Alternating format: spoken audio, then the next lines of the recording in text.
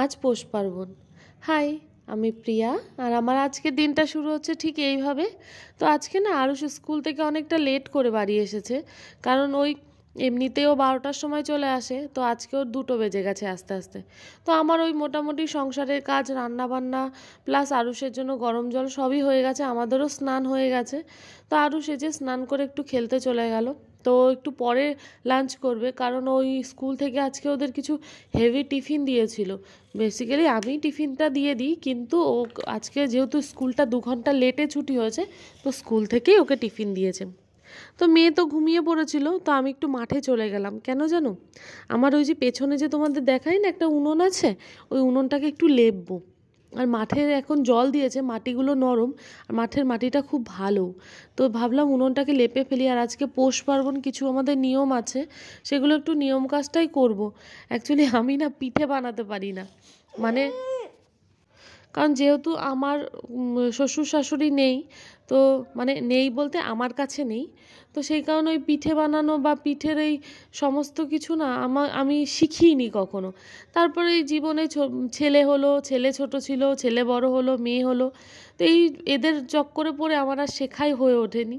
তো এবার যেহেতু মেয়ে বড় হয়ে গেছে, এবার আস্তে আস্তে শিখবো। তবে এবছর পর্যন্ত আমি এই নিয়ম কাজটাই করব। প্রতি বছর আমি শুধু এই নিয়ম কাজটাই করি, আমি পিঠে টিঠে বানাই না। আর আমার মা পিঠে বানিয়ে পাঠিয়ে দেয়। তো মা এবার বলছে তুই নিজেও বানানো শেখ। আর আমার ছেলে মেয়ে না পিঠে বলতে বোঝে যে মিষ্টির দোকান থেকে মিষ্টি কিনে এনেছে, পিঠে কখনো ওরা নিজের চোখে বানানো দেখেনি, তো তাই ভাবে মিষ্টির দোকান থেকে মিষ্টি বানিয়ে কিনে এনেছে, এটাই ওরা ভাবে।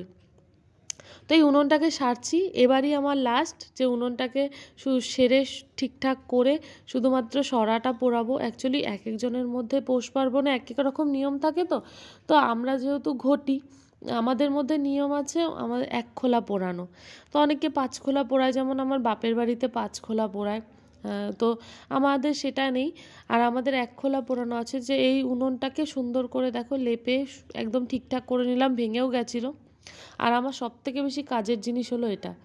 তো এই সন্ধে হলে পরে তারপরে এই আমার বাজার থেকে একটা 1 খোলা কিনে এনেছিলাম, সেই 1 খোলাটা পোড়াবো। বিকেল, এখন মেয়ে উঠে গেছে। আর সকালে অনেক প্রতিদিনের মতন জামা কাপড় কাচি, সেই জামা কাপড়গুলোই এই যে শুকিয়ে ঘরে এনেছি। আর আজকে সবই শুকিয়ে গেছে, এগুলোকে সুন্দর করে ভাজ টাজ করবো। আর অনেকটা বিকেল হয়ে গেছে, প্রায় 5টা বেজে গেছে। তো ছেলে মেয়ে দুজনে রাস্তায় খেলছে, আর আমি ঘরের এখানে বসে আছি। কারণ ওই মেয়ে তো ছোট, এদিক ওদিক যদি চলে যায় তো ওকে একটু দেখতে হয়, এখানে বসে আছি। আর এই হলো কালু, প্রতিদিনের মতন আমাদের বাড়িতে এসেছে। তো প্রতিদিন একবার করে আমাদের বাড়িতে আসে। ওই দেখো, বলতে বলতে আমার মেয়ে কোথায় চলে গেছে। তো পাশের বাড়ি ঠাম্মার সাথে একটু কথা বললাম, আর মেয়েকেও খুঁজতে গেছিলাম। তো মেয়ে দেখলাম ওখানে খেলছে। তো ঠাম্মার শরীরটা 2 দিন ধরে না ভীষণ খারাপ, তো যেই কারণে আমাদের বাড়িতে আজকে আর আসেনি। আমি গেছিলাম ঠাম্মার সাথে দেখা করতে। তো ঠাম্মার সাথে দেখা করে বাড়ি চলে আসছি। আর মেয়েও কেউ নিয়ে এসেছি, কারণ এরপর আমার অনেক কাজ আছে। হালকা হালকা সন্ধ্যা হতে চললো, এখন কিন্তু আর বিকেল নেই। তা একটা জিনিস তোমাদের দেখাই, এই যে সাইকেলটা দেখছো, এটারও আজকে জন্মদিন। আজ থেকে 11 বছর আগে আমার বাবা আমাকে এই সাইকেলটা কিনে দিয়েছিল স্কুলে যাওয়ার জন্য। মানে তখন ওই আমি উচ্চ মাধ্যমিক পরীক্ষা, 12 ক্লাসে উঠেছিলাম, মানে উচ্চ মাধ্যমিক পরীক্ষা দেবো আর কি তখন। আর বললাম না যে একটা আমি 1 খোলা কিনে এনেছিলাম, এটাই হলো সেই 1 খোলা। আর ওই সাইকেলটা আমাদের বাড়িতে পড়েই ছিল, কেউ চালানোর লোক নেই, তাই আমি নিয়ে এসেছি। কারণ আমার অনেক কাজই লাগে, যে একটু বাজারে যেতে লাগে, একটু নানান মানে টুকিটাকি ছোটো মোটো কাজগুলো যেগুলো টোটো ভাড়া দিতে হয়, সেটা ওই সাইকেলে করেই মেটানো যায়। তো পড়েই ছিল, তার জন্য এখানে আমি নিয়ে এসেছি। আর এই যে সন্ধ্যা, বললাম না সন্ধ্যা হয়ে গেছে, আমাদের নিয়ম কাজটুকুনি করতে হবে। সেটা হলো এই যে উনুনটা ধরিয়ে দিয়েছি, সরাটা পোড়াবো। আর এটাকে 1 খোলা বলে, বললামই তোমাদের, এটাই এখন আর কি পোড়াবো।